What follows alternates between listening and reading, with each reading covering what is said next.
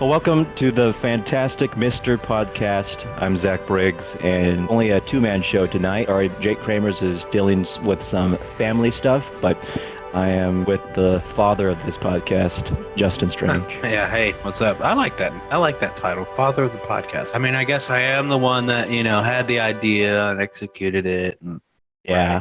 Right. Well, everyone's going to miss Jake if you this is your first time, but they might you don't even know who Jake is, but he's often the inquisitive guy. He's the contrary. I was going to say he claims to have a different way of thinking than we do. Yes, whatever. He likes different types of movies than Justin and I. So, but anyway, let's move on to let's do it. The topic this episode's about pre-MCU versus MCU movies. So, Marvel Cinematic Universe. If we're talking about Marvel Cinematic Universe, what do we have? More than 20 movies in the MCU. I think now 27. I was gonna say 25. I thought, but maybe 27. More than 20, but for sure.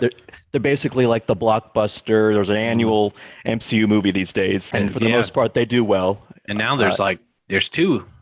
Well, because Spider-Man came out last year, so Doctor Strange goes. Annual. That's about right. All right, Zach. So no, Disney is loving the cash that they get from MCU. When did they take over Marvel? What year? Look that up. Yeah. 2009. That makes sense because Iron Man came out in 2008, and then the following year, $4 billion acquired Marvel Entertainment. So that kind of was the beginning. Iron Man was the start of the MCU and the leading up to the Avengers, along with the other related movies. But for me, I grew up with the pre-MCU. Obviously, for me it was Spider-Man, the Raimi trilogy. I think Blade, Punisher. There was the X-Men. Oh yeah, Fantastic X-Men. Four. Yeah, I enjoyed the Fantastic Four. I did too. The one with Chris Evans. Yeah, Jessica Alba. Yeah, I enjoyed it too. And people give it flack. And another movie that people gave a lot of flack that I enjoyed, but of course this was in 2003, so I was 15 or something, 16. Was Daredevil with Ben Affleck. But it still gets a lot of crap. And to be honest, I haven't watched it since then. But whenever it came out, I actually really enjoyed it. It's kind of interesting. Ben Affleck's been in a Marvel and a DC. There's so many properties that DC has been in both crossovers. Yeah, the Ghost Rider. I've never seen that, but that was with Nicolas Cage. I believe that's Marvel. Yeah, and people are wanting what's his face, Daryl from The Walking Dead to play Norman Reedus. Yeah, to play Ghost Rider. So bad. I could see that because he's always on a motorcycle in The Walking Dead. Well, it's just his whole persona and everything. I think that would work for Ghost Rider for sure. So pre-MCU versus MCU. Just from a movie making standpoint. I mean, I feel like this was pre-MCU was before the days of trying to build up this to universe, people working together type of thing. Oh yeah, unless we're talking about X-Men, obviously. Right, but that's its own exactly situation. That's a muddled mess. X-Men movies in general. But I mean, what would you say is one of your favorite aspects about pre-MCU movies that the MCU movies don't have? So the MCU movies, I feel, are a little formulaic. They're all essentially cookie cutter type. I mean, they're all really entertaining. Don't get me wrong. And I love the MCU. I love it. And so when Iron Man came out, Iron Man and Hulk were the only, and Shang-Chi were the only movies I hadn't seen in theaters. I got to a point where I started loving it and got, then it just kind of became like a thing. I go see all these movies, and then Avengers came out and stuff. Isn't relevant in MCU movies. Yeah. So, earlier you were talking annual movie. And so they're great, they're entertaining, but they're all mostly the same. Now with some of these older ones, I've seen the Raimi Spider-Man movies several times. And I don't know, they have that let's take this character and put him in it, like Joker, or even the Batman. It has that independent movie type feel to it. And, you think of movies like, Spider-Man, especially the first Spider-Man and the second Spider-Man, maybe not so much the third, but they just have that independent movie vibe where they weren't trying to do a whole universe, like you said. They were just taking these properties and making a movie out of them. So that's kind of the difference I see, at least in pre-MCU versus MCU. Yeah, like each, the tone of Spider-Man, Raimi trilogy feels different than the tone of The Spider-Man, Hulk or like, the what are you even the doing? X-Men because Yeah, there's no like cohesiveness. But when we're talking about MCU, they all have that formula, as you said, with the humor, the yeah, oh jokes, yeah. the everything. The only one that I think is a little bit different than the rest of them would be the Ant-Man movies because I think they do have plenty of action, but they focus a little more on the comedy aspect. Because I mean it's Ant-Man, it's like when I I remember when that movie was announced and I was super excited. And then I went to theaters to see a different movie, but the Ant-Man trailer came on and it's the one where he's like, I'm Ant-Man. And then he's like, yeah, I didn't come up with the name or something like that. And then it was over. And then someone goes, was that a joke? Was that like a joke trailer? And I was just like, so like you with stuff even like Ant-Man, you got to add that comedy in there or people aren't going to take it seriously, believe it or not. Kind It's of like, hard to take Ant-Man totally seriously.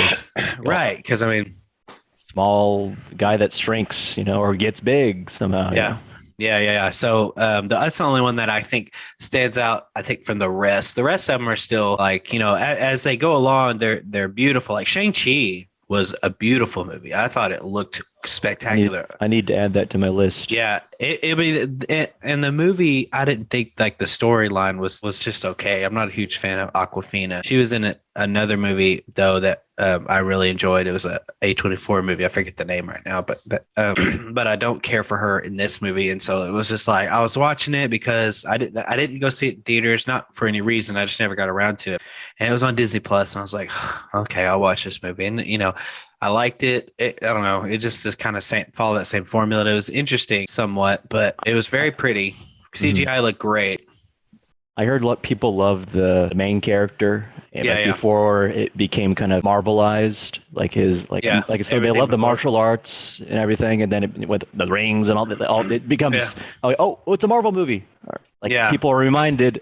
Yeah, with the rings. The rings did look cool though, because in the comics, they're just rings on the fingers, but they didn't want it to look too much like the Infinity Gauntlet, so they put them on his arms. And I thought that was a neat little change. Like I thought the way, because with the rings on the fingers, you can't really do much, but with them on the arms, they could use them as whips and stuff, kind of like whiplash and stuff. And so I thought that was a neat, a smart choice to make was, let's put him on his arms. And so, but other than that, like only thing that really stood out to me in that movie was the CGI. What do you think is the worst received movie in MCU? Oh, that's a good question. I'm trying to think of them all now. I've heard Iron Man 3 had a lot of flack. Yeah. Not a lot of people don't really care for. Or was it 2? No, it was 2. Was it 2? Yeah. Yeah, a lot of people don't. I'm almost positive it's Iron Man 2, which, I'm not saying it was my favorite, but I don't know. I like those almost always like the second one, like even to Toy Story before Toy Story 4 came out. Really, with Toy Story 4, Toy Story 2 is still my favorite Toy Story. American Pie 2 is my favorite American Pie. And like even Iron Man 2. Home Alone 2. No, not Home Alone 2. I still much enjoy Home Alone, but like a lot of the sequels are usually my favorite. Even like Avengers: Age of Ultron. That's another one that people that got a lot of crap. Didn't like for I don't know exactly the reasons. I don't either, but a lot of people. Yeah, you're right. Not a lot of people liked them, and I thought whoever voiced Ultron, James Spader. Yeah, he has a wonderful voice. Man, whenever he was announced, I was so excited because I didn't really know James Spader that much, but he was in The Office. He was in a season of The Office, and so that's where I met James Spader, and he was so funny. He gets a lot of like his character from The Office gets a lot of flack, but I was like when he was announced as Ultron, and I almost wet myself. I was like, oh my god, and so yeah, cool. Then of course he was in The Blacklist, which that was a pretty good show. I think that's kind of what he's really known for. Yeah, Blacklist. Kind of, yeah. But I think the movie that I think it was controversial for many reasons, and people are panties at a bunch because a woman was starring. Black Widow. Marvel. Captain Marvel. Captain Marvel. Yes, I think that movie got lots of flack just for people's beliefs and people's women power and all that. The movie was all right. I don't like Brie Larson's portrayal. I mean, she was kind of one tone, kind of boring. Maybe that was what she was going for, kind of sarcastic, dry, but she wasn't very she didn't drive me to want to see another movie with her. The thing about Captain Marvel was, one thing, it was set in the 90s, right? So I grew up in the 90s. So for me, that was awesome because it was all 90s music and 90s setting.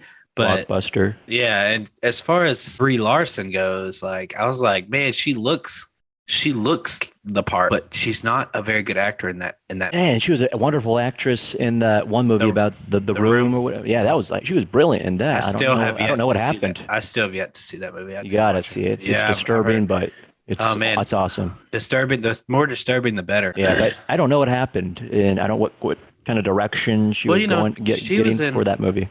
She was in a few episodes of Community, and I thought she was really great in that show. And so she wasn't in very much of it. She was only in, like, I think 3 or 4 episodes, and I thought she was a great actor in that show. But when I went and saw Captain Marvel in theaters, and I was like, man, she looks like Captain Marvel, but she just can't act in this kind of movie, I guess. I don't know. Maybe I'm just overthinking it or something, but Samuel L. Jackson, I think he's been in pretty much a lot of these MCU movies, like since day one, right? Iron Man. Oh yeah, Iron Man. He was at the end, and he's like putting together a little group, or whatever he says. I love Samuel Jackson. He tries to insert himself into a lot of movies. Well, he's all over that. I think he did good as his role. But I think he's a great Nick Fury. But was he, like, up until whatever movie that was, until it was, like, when it was revealed that he was like an alien, or what? That was Spider-Man Far From Home. Okay. Yeah. So the Nick Fury we saw, like, in 2008's Iron Man, was that really Nick Fury, or? Yes. The only time it wasn't Nick Fury, it was in Far From Home, because he was in space. Yeah. That's interesting. Yeah, no, because, I guess technically it could have been, now that I think about it, because that took place in the 90s. What did? Captain Marvel. Yeah. So if you go in chronological order, it goes Captain America, then Captain Marvel, and then Iron Man, I believe. Or maybe the Incredible Hulk is first, but Iron Man. Captain Marvel's supposed to be just as powerful, if not more powerful, than Superman, they say. Is she on the level of Thor? I'm curious. I think I guess. She was able to stand up against Thanos, and Thor wasn't even able to do that. But not as well as she did. Like, remember, he headbutted her, and she just looked at him. That's crazy. Where was she this entire time? She said, "There's a lot of other pets that have the same problem you do," or whatever she says. They don't have you around, or whatever. It makes me wonder, could she take on Thanos by herself? I think she could if he didn't have the Infinity Gauntlet. Because the only reason he was even able to get her off of him was he took the Power Stone, stuck it in his hand, and punched her. Yeah. He just took it off the gauntlet, put it in his hand, and punched her. And so I think if he didn't have that, then yeah, absolutely. Let's talk about another pre-MCU movie. So what's one that stands out for you? Let's talk about Howard the Duck. Never seen it, but I've seen the character in Avengers. Yeah. So it was Marvel's first live action adaptation movie, and it also didn't do very well. It came out in 1986. It was starring Leah Thompson. So if you know who Leah Thompson is, she plays on Back to the Future. Right? Yes. Back to the Future. She plays the younger version of Marty. I need to see that movie. I need to see the trilogy of Back to the Future. You've seen it before, right? No. Yes, you have. Have you not really? No. Oh, dude, yeah, you need to watch that. God, I can't believe you've never seen Back to the Future. I want to see them. You need to watch that, and then we'll have an episode, man, or 3 episodes, one for each movie, because they're so good. They're so good. They're so good. I can't believe I didn't know you had never seen it. It's a sin, I guess. Yeah, well, no, I wouldn't say a sin, but it is kind of crazy that you've never seen it. Of course, I was like, I don't know, almost 30 before I watched them, so I guess I can't really talk. So yeah, Howard the Duck with Leah Thompson and of course Howard the Duck, and of course you know the story of Howard the Duck. He essentially lives on another planet that's just like Earth, but it's inhabited with ducks, like anthropomorphic walking, talking ducks. So he ends up on Earth and meets Leah Thompson, and then they like fall in love, and there's like a sex scene in it and stuff. It's weird. Really? Yeah, it's been a long time since I've seen this movie, and is it graphic? Or? I don't think it's that. I don't even think just allude to it. Yeah, it's more like implied. And so it's kind of weird though, even so, because it's a human and a duck. I mean, if you've seen even what Howard the Duck looks like in that movie, who directed that? I don't know. Anyone that we would know, or I don't think so. It's George Lucas produced it. Oh, Lucas, what was he thinking? I don't know, because that was one of his earlier things. So this came out in 86? In 1986, so this would be so that was right after Return of the Jedi? It would be probably, it was after Return of the Jedi. Because I think Star Wars, it was 77, 80, and 83, I believe. And then, okay. Yeah. And then he did this for whatever reason. So yeah, it apparently didn't do very well. I do remember vaguely watching this. It's been, like I said, a long time since I've seen it. So I was like a kid. My mom was watching how's the CG? It's not CG. He's like a puppet. Oh, how's the puppet tree? No, he looks okay as a little puppet. It's kind of cute. So does he swear? You know what? I don't know. I have no idea. I don't know. Is it a movie like that we're supposed to take seriously? This duck and having a relationship yeah, I with think so. Woman. I think I mentioned Mystery Science Theater 3000 the other day in our last episode. It would be one of those movies that they could put in there. It's because it's kind of one of those, like, what the heck is this? Like, this is something that somebody. I mean, I'm not saying there's not a movie. More like a WTF. Like I'm not saying it's maybe not good or not bad, because like I said, it's been a long time since I've seen it and I haven't watched it since, because I don't want to make it sound like I don't know. It might be a cult classic, but I think it could also do well on Mystery Science Theater 3000. What's his power? I don't know, man. It's been, like I said. Why was he in Avengers then? That's like, I think he's just a walking, talking duck. Cameo. Yeah, it's just a walking, talking duck, and yeah, I thought it was funny whenever he was on Guardians of the Galaxy. Oh, yeah. I think, or maybe it was Avengers: Infinity War. Was it Infinity War? I don't remember. I think it was because, well, I don't remember now. Dang it. I think it was Infinity War, because that was when the collector's room thing was completely destroyed. And then it's at the end. He's like, "Why you let him lick you like that?"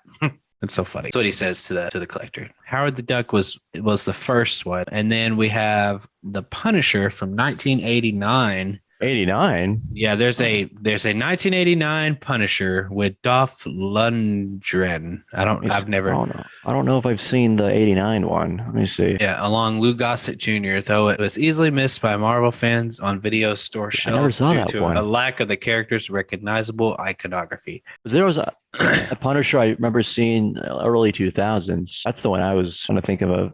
No, yeah, I know what you're talking about. But apparently there's one in 19. It says the Punisher joined Howard the Duck as one of Marvel's early cinematic failures. Oh, okay. I thought cinematic failure. Ooh. Yeah, apparently didn't do very well. I've never seen it. I didn't even know it existed until I looked up this list that I'm looking at. Have you seen the other Punisher movie? It's been a very 2004. Yeah, it's been a long time. Travolta plays the villain in that one. No, I would need to sit down and watch it again. I like the character of Frank Castle, though. He's one of the darker. Well, I do like the show. I don't know if you've watched a show with John Bernthal, but I think John Bernthal makes a perfect Punisher. Because if you've seen The Walking Dead, he plays Shane, and so he's a good villain. And he plays a great Punisher, I think.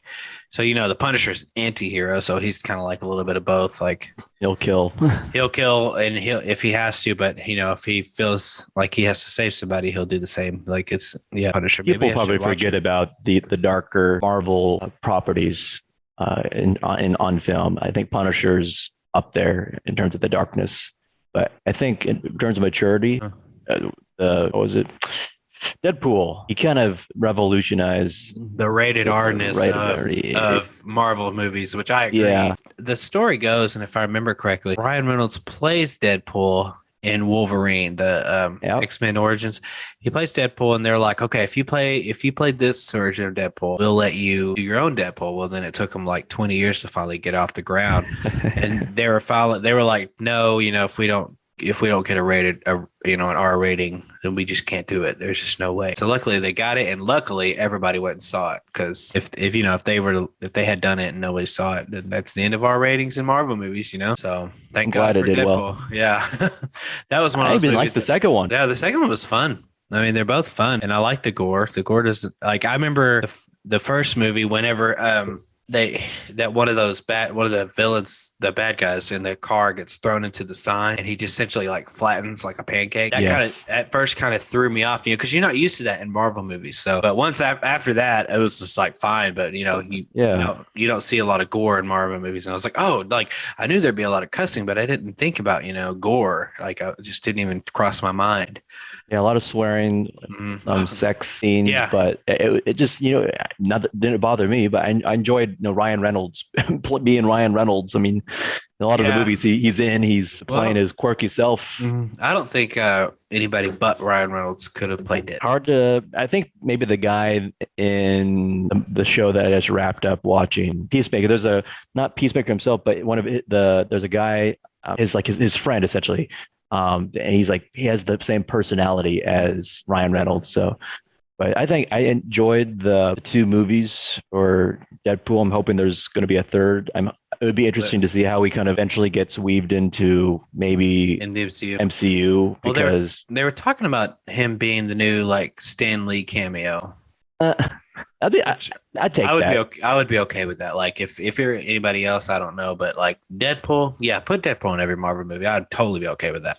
And he has to, whenever he does a cameo, he has to say something ridiculous, and it's got to be like our level type material. Oh yeah, whether it's just cussing or something, or cutting a head off with blood coming out, even if it's like for like 10 seconds. I mean, you got to make the most of you can with his cameo. Oh yeah, you have to. It's just like they did for the most part, I think, with Stan Lee cameos. I like the different roles he was put in. I think the weirdest one for me was when he was part of the whole Watcher group. He was on the moon or whatever, and he's like, but then I had to do this, and then I did this. I think that was Guardians of the Galaxy Volume 2 when they were doing those jumping points, and they were going like several jumping points at once, essentially, like really fast. And I think that was part of it. And he was up there with the Watcher. The next one on this list is Captain America from 1990. Have you seen either of those movies? Because there's two. I've seen clips. Yeah, I have them. I found them at Game Exchange one time, and I was like, oh yeah, I'm buying this. And it was just it was both movies in one case. It was the 90s movies. I do remember watching these, not the whole thing, but seeing them on TV when I was a kid. I don't really remember much about them though. They were kind of whatever. I mean, he looks a lot different than he did, and he does in the MCU. Like, I love their suits back then. Like, even like tights, pretty much, or pretty much like spandex, and even like the Hulk movies where Thor is involved. It's just, which in the comics, Thor isn't. He is a god, but he's not just Thor. Like he's a human who turns into Thor. He's kind of like Shazam in that way. So I forget his name, and his name's actually in the first movie. They mentioned his name, and I forgot what it was right now. And I'm sure people can remind us if they want to remind us what his Earth name is. But it's kind of like Shazam, where I never knew about Thor's that history of being just a regular human. Yeah, so I don't remember how he becomes Thor, but I do remember it was just he's unassuming guy and then he just says something and he's just Thor. And so they just kind of took that out, which I'm glad they did in the MCU. They're like, no, we're not going to. I think it probably still could have been interesting. I don't know. Because he kind of seems like a Earth human with his attitude. Yeah, I mean, it could have been interesting, but I'm glad they didn't go along with it. Albert Pyun, I don't know if that's how you say his last name, Pyun, directed the first cinematic Captain America in 1990. It went unreleased for a couple years before finally hitting the shelves as a direct-to-video release that was panned by fans and critics alike. And apparently, I think there's two of them. Red Skull looks interesting. I'm looking at the pictures. He looks like his bubblegum head or something. I'm gonna look it up because I want to see what it looks like too. Oh God!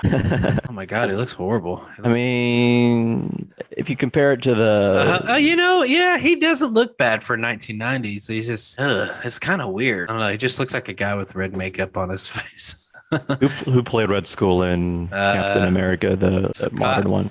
Oh, that was Hugo Weaving. I know him from Lord of the Rings and he's Matrix. Mm-hmm. Yeah, he's a good actor. I don't think he reprised his role though, for Red Skull in the following movie that he appeared. But he still sounded similar. Yeah, he sounded like Hugo in a way. Yeah, I'm sure with this one, they just found somebody and put a bunch of dots on the motion capture. It was a minor role anyway. Yeah, it wasn't anything huge. And then I think we talked about this movie the other day. I might have talked about it. The 1994 Fantastic Four. I've not seen that one. You have seen it? No. Oh, I haven't seen it either. No, it says right here it wasn't officially released. It just that was the one they used to get to keep the rights to the Fantastic Four, I believe. It was because they have to make a movie after so long or before rights run out, or they lose the rights. So 3.8 out of 10 though. Roger Corman's IMDb 1994 live action adaptation of Marvel's First Family earned its own place in history. Fantastic Four was filmed with a low budget and actors who were unaware of the producer's ultimate goals. I don't understand what the issue is with Fantastic Four not doing well in the theaters. It's mind-boggling to me. Yeah. Anyway, what's the deal? I don't know. I used to watch. Those are good characters. Good team. Well, it's an interesting team. It's like this thing happens in space. They all come back with powers, and they're different powers. Now, and I was talking about this with my students today. It's like we've been watching Edward Scissorhands, and they're asking me questions. I'm like, listen, guys, this is the 90s. Back then, you didn't have to explain yourself in a movie. You could just do something, and everybody accepted it. So I think that's kind of the thing with the Fantastic Four. Is like, why are these people getting these powers? Not saying this is the thing, this is what's wrong with them, but I think that's probably a question that people have. It's like, why does Johnny Storm get to be, fire? Why does Reed Richards get to, stretch? Like, is there something in their genes and it might have been explained actually in the most recent adaptation of the Fantastic Four, now that I think about it, but I don't. So yeah, it just seems like every time they come up with a new Fantastic Four movie, nobody really cares for it. Yeah. So I did like Rise of the Silver Surfer. I enjoyed that one. Yeah, that was good.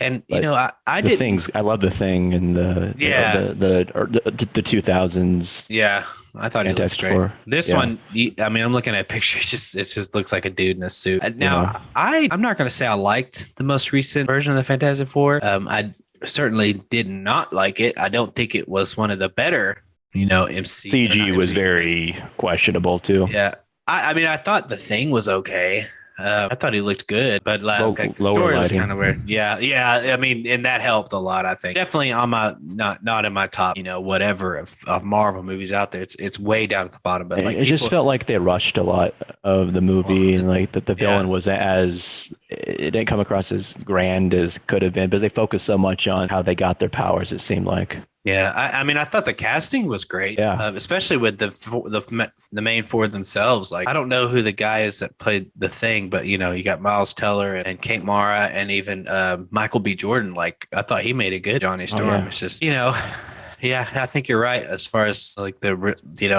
hard to pinpoint what went wrong. Yeah, but yeah, Doctor Doom is one of the best villains in Marvel history. One of the smart. Is he one of the smartest or one of the strongest or something? Strongest, smartest, for sure. And they just keep, putting him in these movies, and it's like it's just like he's, another Marvel villain. Maybe they need to just make a Fantastic Four movie where they already have their powers, they're already established for the most part. I think that might help. And get on with it. It's just kind of, they've been doing that a lot lately with different superhero movies, like Spider-Man, like the newest Spider-Man. At least it was just like the only explanation you got was, when Ned was asking questions. And next we have Blade, which I guess this was R-rated, but it was before the MCU. So maybe that makes a difference. Never seen the Blade movies, but I want to. I've only seen Blade Trinity, and the reason I saw that was because we went to theaters. My friends were going to see it, so I went with them. And I thought Ryan Reynolds was pretty funny, but a lot of people don't like Blade Trinity as much as the rest of them, I think, and kind of gave it because there's a little too much comedy. But I thought it was neat. I mean, I didn't realize at the time that it was based off a comic book. That's when I was a lot younger. So I was just like going to see a vampire movie, I thought. Are they making a new Blade? Yeah, with what's his face, the guy that plays Cottonmouth and Luke Cage. Did you watch Luke Cage? No. His name is, I'm about to tell Mahershala Ali. Ali. I know his last name is Ali. I just can't ever pronounce his first name. Yeah, he looks cool. Yeah, in the suit. I'm looking at some pictures. Mm-hmm. I think that dude is a awesome actor. I think he's a great actor. We have a lot of good actors. I know him from the Notebook, not a Notebook. I was like, what the heck? The Green Book. Games? Oh, the Green Book. Yeah, he was also in the Hunger Games. That was a great movie. Yeah. So you want to talk any more about Blade? I've never seen the first two. I don't know too much, but I think it's also one of the more the darker, more mature movies in that's a Marvel property. And I think it was one of the ones that actually did pretty well because they made 3 of them, right? Yeah. What do you think appeal? Like, why are Marvel movies so appealing to the masses for the most part? Well, I think a lot of it is because there's already several Marvel fans, comic fans that are out there. And then just the idea, I think, of superheroes, we had that suspension of disbelief when we go to the movies, and we like to think, these people are real and, their powers are awesome. It's just like something different, than something that's a little more realistic. I think that's, and Marvel, especially the MCU has been able to do it really well with movies. I think DC is getting there, like with Shazam, they kind of turned it around, took that Marvel formula and made it their own. So I think they're getting to the point where they're like, no more dark and brooding type, darker, movies like Man of Steel, and even with like Batman versus Superman and stuff like that, and Justice League for that matter. I enjoyed the tone of those movies. I did too. I mean, I totally did, but I think they're doing a little better now with some of these newer movies, and I'm excited to see what comes out. I just think DC needs to stick with each movie its own thing without feeling the need to connect and having its own universe. Well, The Flash is coming out, and I think that's a cool movie. And I agree. They just need to kind of come out with movies as they come out. They don't need to. They're trying to do the same thing Marvel was doing, and it's like, okay, guys, can't have two major comic book companies trying to do the same thing. Warner Brothers just needs to chill. Well, their animated movies are awesome. I love their animated movies, and that's a whole other podcast. I think we could talk about for sure. Especially just you and me, talk about their animated movies, but they're a lot better than the Marvel animated movies for sure. I don't think I've seen any Marvel animated movies. Now I have seen shows, which was the Avengers, Earth's Mightiest Heroes. I did like that show a lot. I think that's the only animated Marvel besides What If. I really enjoyed What If, but that's part of Marvel Cinematic Universe, so it's like that Avengers show. I watched a lot of episodes, actually. I didn't watch the whole thing, but I thought it was really good. So their shows, I guess, are okay. It's just their animated movies I've never seen. But I could talk about DC animated movies all day. I think they do really well there. Because they can kind of do whatever they want, those animated. Okay, next up, Zach, stop me if you have something to talk about. I just have this list in front of me, so no worries. We have the X-Men. Oh yeah, Bryan Singer, with X-Men 2 and the X-Men Last Stand, and this is pre Back in Time, pre Michael Fassbender and James McAvoy X-Men. This is Halle Berry and Ian McKellen, Patrick Stewart, of course Hugh Jackman, and all those. So those movies were great. I mean, the first one felt especially late 90s. I mean, it came out 2000. So I had that 90s. It's that transition, and I was actually watching something. I was thinking about how, and it might have been Edward Scissorhands, where Edward Scissorhands was made in 1990. It's the weirdest thing. You go from 70 or 89 to 90, movies just look so much different, and it's only 1 year. So I could see that with 99 to 2000, where it's that transition of movies, the way they look and stuff. It's the weirdest thing. Yeah, unless it's a period piece, then maybe it's hard to tell which era the movie came out. Every decade has a certain look. 80s movies look 70s movies look 70s movies. 80s movies look distinct. 90s movies, and then you go into 2000s, and now you're at the point where they all kind of look the same as far as look goes for the most part. So yeah, I totally feel you on that technique of framing of people in the old days, the 30s and 40s movies. You hardly ever see close-ups. I feel no, not really. Mostly at least over the shoulders. Yeah. So yeah, I remember watching X-Men 1 and X-Men 2. I don't really remember the third one that much. And I have this cool little set that has all X-Men movies, all the Wolverine movies. So you have X-Men Origins, then you have the Wolverine, and then you have Logan. Logan, yeah. Is that the only 3 Wolverine movies that are out there? Yep. Yeah, so maybe Logan's not in this. I think it's just X-Men Origins, and then it has all the other X-Men movies with James McAvoy and stuff too. So I want to go back and rewatch these X-Men movies, because it's been a long time since I've seen. But I remember liking them. I remember except for Rogue. I don't care for Rogue. Well, the girl who could suck your powers out. The X-Men movies for me, as a kid, it made me want to explore what kind of power would I want if I were a mutant. Whereas maybe Spider-Man or any of the other Marvel property movies didn't get me excited, because there was so much diversity in the powers people had in X-Men, and the school where Professor X was mentoring these kids. I mean, I thought I want to be a part of that school if I can. Yeah. train up. I do like the idea of it being, the X-Men being this other, essentially a race that people don't understand and people don't really want to understand. It's just kind of like every time something new comes around, people don't understand it. And so it's that whole disconnect between normal and not normal. And so I like that whole aspect of the X-Men. Like any X-Men movie you see, even with the prequels with James McAvoy, there's always just this huge disconnect between normal and other. Yeah, in X-Men especially. I mean, they have the scene, if you remember, or scenes like it's got like the political trying to make legislation to give some freedom for the mutants. Yeah, I liked how they explored that. Yeah, that's I like that. It wasn't too much, but it was just enough to give viewers like an understanding of like where they stand in society. Yeah, and I like it so one thing cool about Captain America is like these MCU movies sometimes have a theme, and with Captain America it was always political. Anything, it was always political, because you have Captain America, which is World War II, Winter Soldier, which was with SHIELD and the government and all this stuff. And then you have Civil War, which, Sokovia Accords, Iron Man versus Captain America, like it's always political. So I'm always down for like where they take something like the X-Men or even Captain America, who these like super powered beings, and to turn them into something political. Like I'm always down for that. That to me is kind of fun. Like I like to tries to ground them a little bit. Right. That's their impact in society. They're not just these superheroes and villains doing whatever they want. It's like, no, we need to consequences, keep you in check, because you still live on Earth, and a lot of them still live in America. It's like you need to be put in check.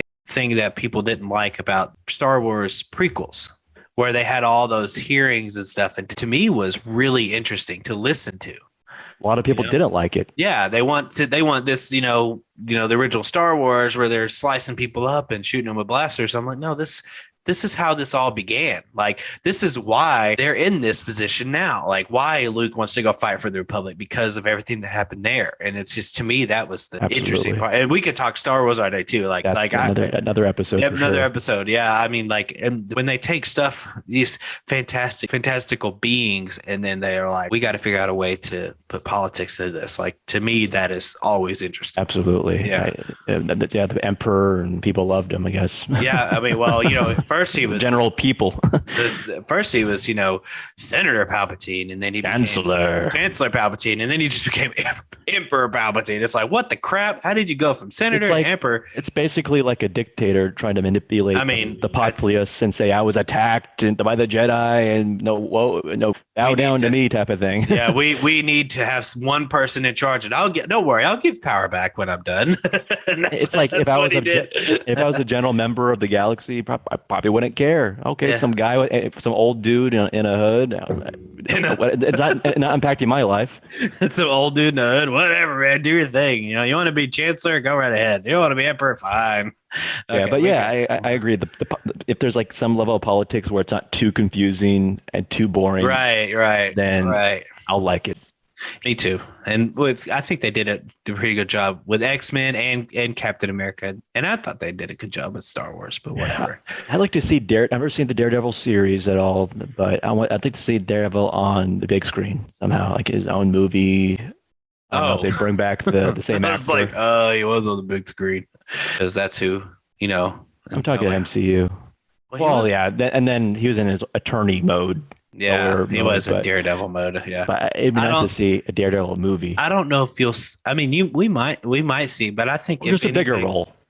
If anything, I would like to see him just in a movie. Like, he doesn't have to have his own movie, but it'd be cool to see him as Daredevil. You need to check it out. He's like a Batman anyway. From what I've seen, the clips, the tone of the fights. Dude, the fights in Daredevil, you need to at least watch the first season. The fights in Daredevil are so much better. They're so much more raw and like more realistic. Compared to what? Batman. Even in the new Batman, like, dude, he is, I don't know how they choreographed, but there's one fight that lasts forever and it doesn't cut. It's just forever, and he's just beating people, dude. He's beating people down. It is so awesome. Like, I think Daredevil can fight. Probably, I don't know if he might beat Batman, but I think he could put up a good fight just because of that stamina he has and like endurance. He can just like keep going. It's crazy. Daredevil, does he have powers of any sort? Well, I don't know about any enhancements. Well, I don't know about the comics, but I know in the Daredevil movie with Ben Affleck, he was able to see if it was like raining because he could see vibrations, right? So he could see, not really see it, but like sense. Yeah, well, in the movie, it was raining on Elektra, and so because of the rain and the vibrations, he was able to make out her face. So I don't know if that's like a Daredevil thing. I don't know if it's in the comics or not. And I don't know if that's just something they added, because I do vaguely remember something like that in the show where he could see vibrations and stuff. So I think that his other senses are enhanced because of his blindness, because of the way he became blind. Yeah. And I don't 100% remember the way he became blind. I think in the movie, he fell into some sort of radioactive. It's always something radioactive, and it just blinded him, but it enhanced his other senses. If I remember correctly. But he's not like, he doesn't have super strength or anything like that. No, he can just. I think his reflexes might be better because of his enhanced, and then he just trains and stuff like that. I always dream of like having some type of superpower like that.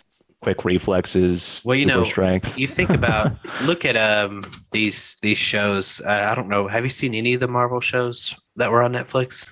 No. Okay, well, I don't remember how they get these, but Daredevil's blind, but his senses are enhanced, right? Jessica Jones has super strength somehow, and she can also jump really far. And then Luke Cage, he's essentially bulletproof, right? So the way they explained it on the show was that his skin is stretched so tight that bullets can't pierce. And then Luke Cage, he has that power. It's just in his fist, pretty much. And he trains with like kind of the same thing with like Bruce Wayne, where he trains with people in another land where like somehow gains the power of the Iron Fist, which is this magical fist thing he has going on. That was the worst one. Well, I had to push myself to get through that. How about Iron Fist? You seen that? Yeah, I just told you. That's Luke Cage? No, Iron Fist. Oh. I went from Luke Cage. I just told you everything about all of them and their superpowers. Oh.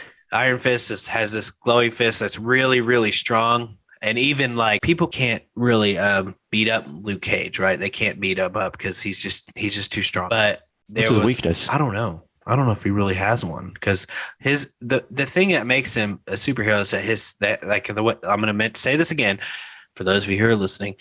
His skin is stretched so tight that it's essentially bulletproof, but he's also super like he can't really be hurt. Like it's like you're punching metal essentially.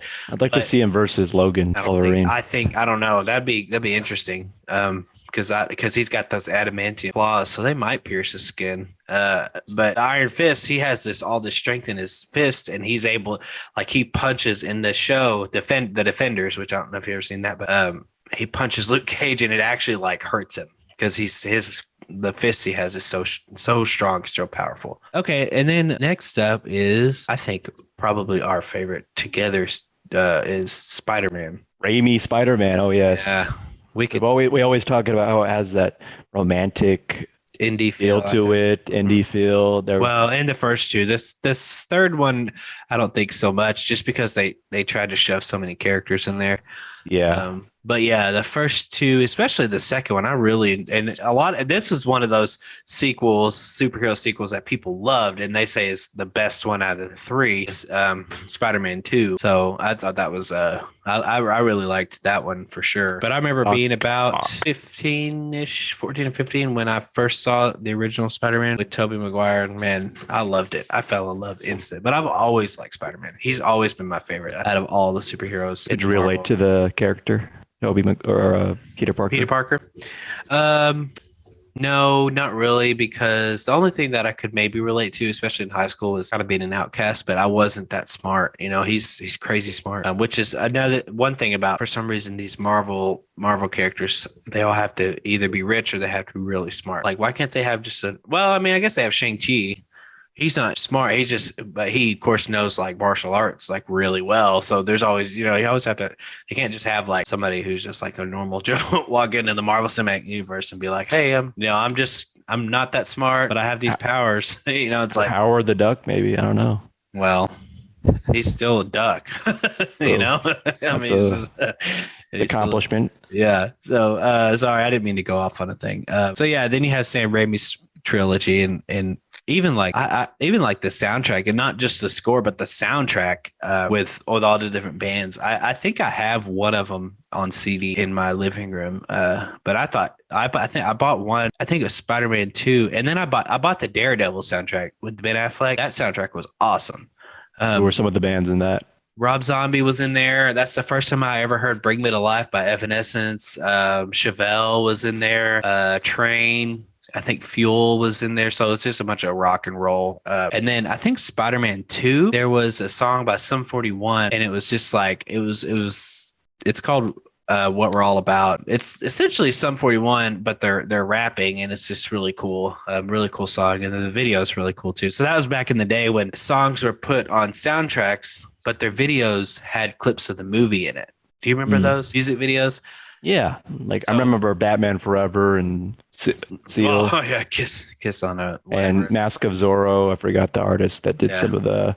That's whenever they had even like Vindicated. I think by Dashboard Confessional. That was in either the first Spider-Man or the second Spider-Man soundtrack. You know, I remember they're like playing on a stage, but in the background behind them is a screen with Spider-Man playing behind it. So that was the good old days of music videos. But you know, if your song was on a soundtrack, then you know it was in their music video. James Bond's movies kind of have that music video vibe going on in the beginnings with the like Adele's Skyfall. And oh yeah. All the other... yeah.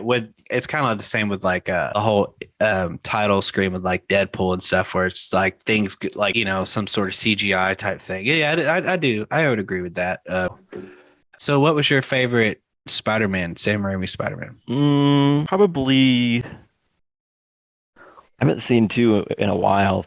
I like probably the first one just because it's nostalgic. And yeah. It's the one I remember the most. I remember seeing it in Montana. I visited my great-grandmother, and we went to this small little theater, very small, but I remember that we saw Spider-Man. I never saw. Oh, go ahead. Sorry. I liked Peter Parker and Tobey Maguire's like portrayal. Kind of like a serious and a quiet. Peter Parker, he wasn't sarcastic. He was kind of an awkward guy. I think he got a little more sarcastic and confident after he got his powers, but not as much as like say the comics or even like the cartoons. Like, I don't think their movies do his sarcasm while he's Spider-Man justice, you know? I mean, like, I guess in Civil War, that's kind of the closest to his sarcasm and jokiness when he's Spider-Man that we can get. Because, like, when he was first introduced, you know, he's fighting Bucky and Falcon, and, like, Bucky tries to punch him. He's like, oh, dude, you have a metal arm? And he's, like, hitting him. He's like, yeah, the right to remain silent. Like, he's joking around while he's fighting. And I think they don't really do it justice in any of the Spider-Man movies. Even in the Andrew Garfield ones, I thought they could amp that up. Now, you know, don't go crazy with it because it could get annoying. Because, you know, you have, like, the original Power Rangers, like, the movie. I don't know if you've seen Mighty Morphin Power Rangers the movie before, but you know, they're joking around all the time, and I'm just like, guys, pump the brakes on the jokes. You know, it's like it's sometimes it's funny, but they have to comment on everything. Like, don't go crazy with it. But and I get that movie was made for kids, and it's the '90s. It's like, I mean, I get it, but it's like, don't go crazy with that like that in these Spider-Man movies. But I think they could amp up the jokiness a little bit. I kind of liked how Tobey Maguire's Spider-Man was trying to become more confident and try to come across as a jokey person, but when he did, it was kind of like awkward. But it was, I think, meant to be. Yeah. Like he in the suit, he felt different. Because he felt his face, you know, he could pretty much be whoever he wanted. Yeah, but he still didn't come across as jokey as I thought. Andrew Garfield did the best out of the live action for. I would agree. In the suit, especially in the first quips. The first one, you know, because he's like overly confident. Yeah, with those guys with the knives. Oh, knives! Oh my God, my weakness is small knives. Yeah. It's kind of like, and he's like, "Are you a cop?" He's like, I'm a guy dressed in a blue and red suit. And you from head to toe, you think I'm a cop or something like that. So yeah, he's kind of like borderline. No, I don't know. Not rude, but it's kind of. No, I wouldn't say he was rude. I would say he's rude. I would say he was funny. Like I thought his jokiness was a little more I don't know. It was as much as say I would have wanted, but it's fine. It was more antagonistic. Like yeah, you cause someone to want to punch him. Oh yeah. That's the kind of Spider-Man I would like, because that's like, that's maybe how you get someone to do something. That I felt Goblin was a lot more quippy than Spider-Man in the first. Godspeed, Spider-Man. Yeah, or sleep when he puts him to sleep with that gas.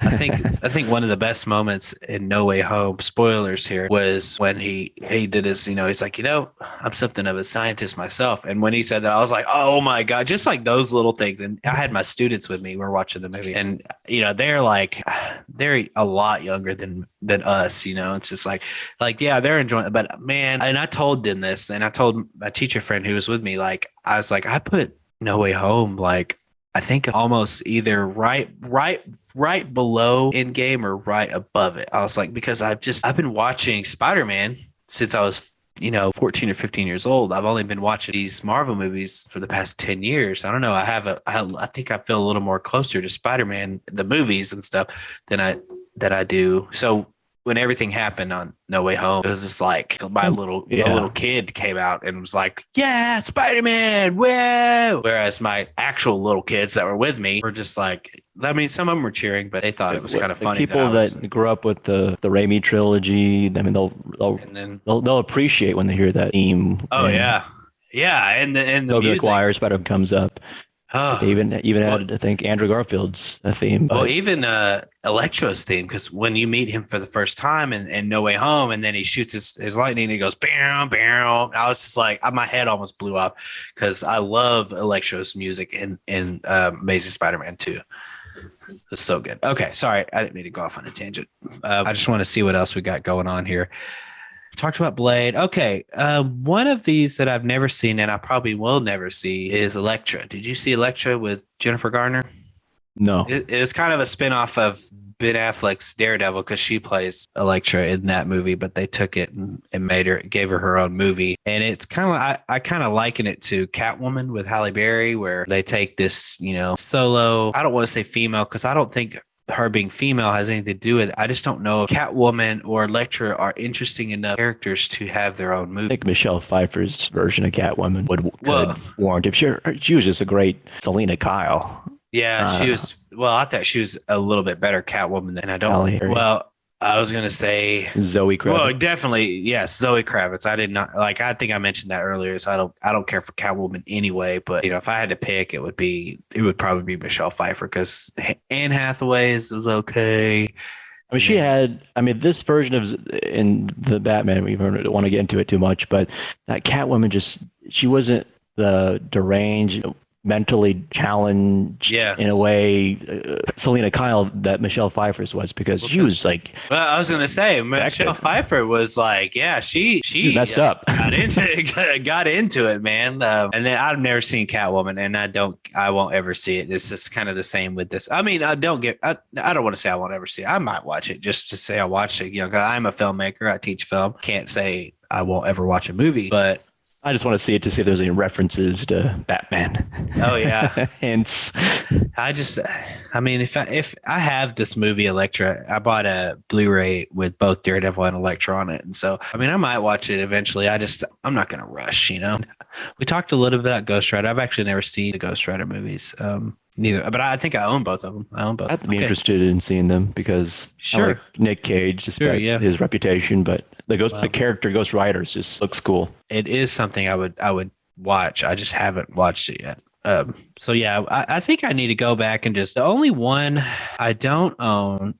Well, I don't own this Punisher movie from '89. Maybe I should watch that. Oh, the Punisher, the newer one's not on this list, but we should mention that one. We did mention it a little bit. And then they came out with a sequel, but I don't think it did very well. To 89's version? No, to the newest version. Oh, okay. I haven't seen the second one yet. I don't even know what it's about. The first one, I enjoyed the first 2000s Punisher. Oh, it's called Punisher Warzone. But again, it had more of that 90s tinge to it. It's something about that kind of talks to me, the 90s. Let's see. I'll watch Flair. it. It's good, though. Oh, 1989. I like Travolta. There's the 1989 version. The second one was called Punisher Warzone. It came out in 2008. It has Ray Stevenson. They recast the Punisher. So I don't know if it's a sequel or if it's just another Punisher movie. But you have the Punisher with Thomas Jane and John Travolta. This one has what's the name of that actor? Thomas Jane. That's who plays the Punisher in the 2004 Punisher movie. So I wonder if 2008 is it like continuity purposes? Is it its own thing? I wonder. Oh, it looks like it might be just its own thing with maybe it's just a reboot. As it said, the IMDb says Frank Castle, known as the Punisher, ruthlessly demolishes organized crime, but it starts an even bigger war. So I don't know if it's a sequel or not. 5.9 out of 10. That one. What did the early 2001 get? Let's see. I'm looking on IMDb. Punisher 2008 or 2004. Is it 4? IMDb gives it 6.4. Interesting. Isn't that kind of weird though? 4 years later, they just try to. I mean, if it's truly a reboot, I mean, soon. That's like no time. I don't know if it's a reboot, and if you guys know, tell us please. Like, I've never seen it. I think I own that one too, and I think the only reason I own it is because he was either given to me or I bought it really cheap at like a yard sale. Yeah, it could be just like Batman Forever and then Batman and Robin, or they just recast Batman. It's the same universe. Oh yeah, same universe. It's a sequel essentially. Batman Forever came out in I think 95, and Batman Robin came out in 97, I believe. Yeah, and it's the same Bruce Wayne and same Batman, just different actors. I think I own all these movies that we talked about except for the Blade movies. I think I own Blade trilogy or Trinity, but not the first two. So I need to sit down and watch these. Like I do. I bought Ang Lee's Hulk on 4K. It was only like $8, and I was like, okay, $8, I'll definitely pay for this. But I've been wanting to watch it again. It's a good movie because the first time I saw it was in theaters, and this was in 2003, so I was 15 years old or 16 years old, and so I really didn't realize I wanted to be a filmmaker until I was like 26 years old, and I've always liked movies. I've always been interested, and I know who actors are and all that stuff. But like when it comes to really watching movies and reading movies more, like I never did that. So when I saw Hulk in theaters, I saw Hulk in theaters. I thought it was kind of neat.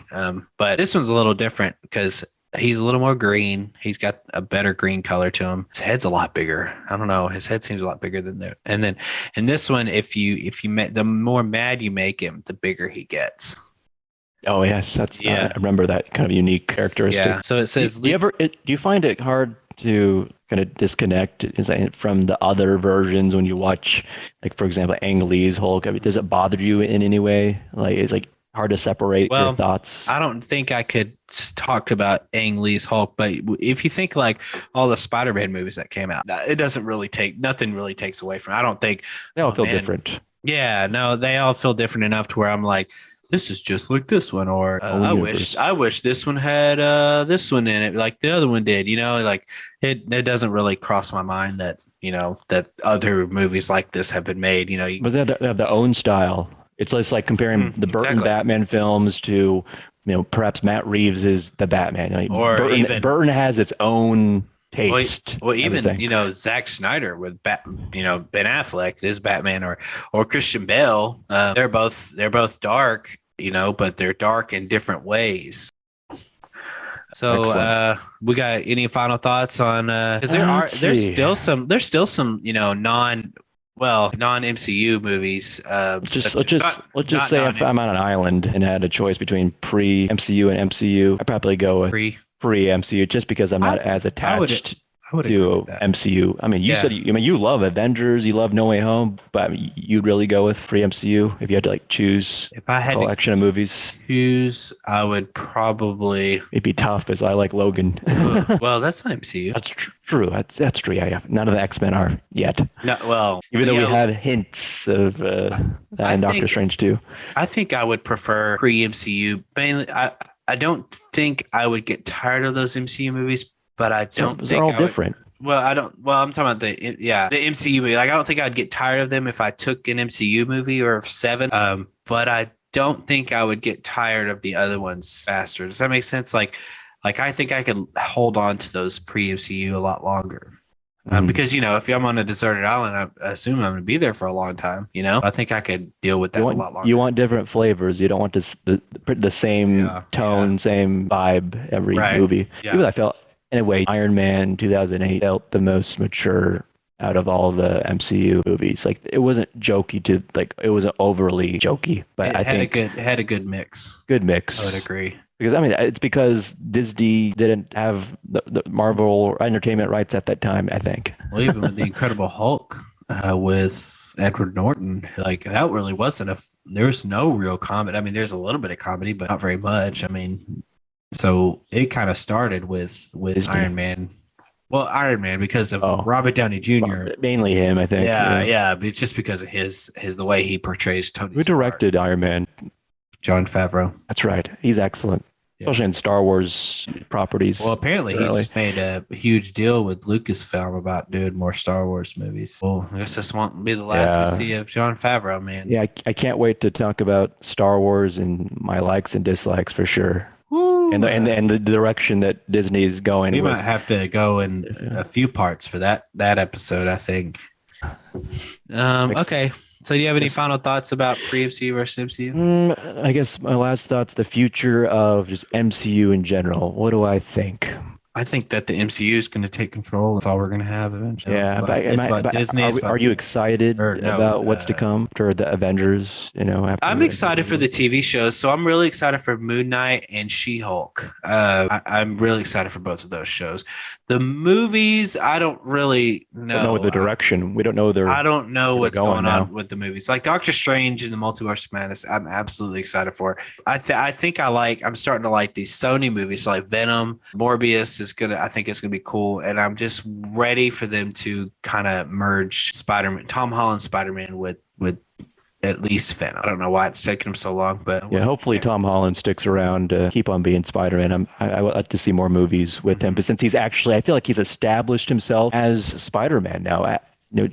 You see the end of No Way Home, and I think he's realized that this is his role. He got the line of like, with great power comes great responsibility, basically. So I think that was his realization. This is who he is, and this is what he must do. Yeah. He seems like he's on his way to becoming more of a mature Spider-Man. Yeah, and I think he's still young. I think I would be okay with at least 3 more where he's not in high school anymore, and he's kind of on his own. Everybody's forgotten who Spider-Man is and all this stuff, so he can kind of start over. I would appreciate a tonal shift. I mean, maybe less. Keep the jokes, but maybe I want to see how he's changed. I want to see how he's developed and matured. It's kind of like Harry Potter, where the older they got, the darker the movies got. I'd like to see that. I think I could be okay with that. Yeah, let's keep a little bit of the jokey and quippiness, but let's put some darkness down a little bit. Yeah, absolutely. I could see that, and especially with Morbius, and then you see Vulture in there. I mean, it's crazy, their interaction in that trailer. I was like, wow, that's Vulture, and this is a Sony movie, so I'm trying to figure out exactly what universe this is taking place in, but I guess we'll find out. Well, it's Marvel Cinematic. I just think Sony owns Spider-Man, the Spider-Man rights, the movie rights, so they can use any Spider-Man character they want. So Vulture's one of them. So I think it's all the same. Okay. It's just it just can't allude to which Spider-Man it is. Yeah, well, we don't know which one it is. Yeah. It looks like the Tobey Maguire suit, but I think it's going to be Tom Holland Spider-Man. Will be a part of that universe because they allude to Spider-Man being a killer. Sweet, that's great. So, I don't know who Tom Holland's killing necessarily. Well, I think it'd be interesting even if they. When does Morbius take place? Yeah, that's true. I'm looking forward to Morbius, but a lot of people aren't. People are saying, I'll admit it, kind of gives me early 2000s, maybe even like Venom 2 vibes, but. I'm excited. I'll still see it. Yeah. I'll go to theaters and see it. Venom 2 was a fun movie, I gotta say. I was not bored. It didn't turn me away, but I enjoyed it. Yeah, I just want to see them. I want to see him and Spider-Man together. Tom Hardy, Tom Hardy, and Tom Holland together. The Toms. What if it just happened to be Tom Hardy's versus Andrew Garfield's? Oh man! Well, a lot of people are speculating that his Venom is part of Andrew Garfield's universe, and I'm just like, okay, when they make a movie with Spider-Man in it, if Andrew Garfield comes out, great. I'm just like, I'm tired of speculation with that, with that whole what's his face Patrick Stewart in a Multiverse of Madness. I'm just like, I don't know if it's Patrick Stewart, and I'm not going to believe it until I confirmed. See it. Yeah, whatever. People, I still don't. Well, it's confirmed. It's on social media, so and he confirmed see it eventually. Yeah, we'll Patrick Stewart confirmed it in an interview. I still have my doubts, and I'm going to keep them. All right. Well, yeah, I guess that does it for us on this episode of Fantastic Mr. Podcast. So if you enjoyed it or if you didn't enjoy it, please hit us up. Or if you just want to say hello, please. Or if you have ideas for more episodes, please hit us up on any social media platform. Fantastic Mr. Podcast, and hit us up. Let us know what you think, or talk to us if you want, or tell us. Tease for the next episode. Yeah, what is the next episode? The Batman. Oh yeah, we're gonna go a little more in depth with the Batman once Jake has gotten to see it, and hopefully his family's all in order. Yes. I think his kid is sick. Isn't that what he said? Yeah. So we won't go into too much detail, but I think his kid might be sick. So we will. Good vibes, as they say, right? Yep. To Jake and his family. So hopefully he'll be with us next time when we talk about the Batman. All right, well, that does it for us on this episode. Hope you guys enjoyed yourselves, and please hit us up on any social media. Again, that is the Fantastic Mr. Podcast. Did you like my radio voice? Yep. Yeah, it was awesome. Awesome. So yeah, we'll see you next week. See ya. All right, bye.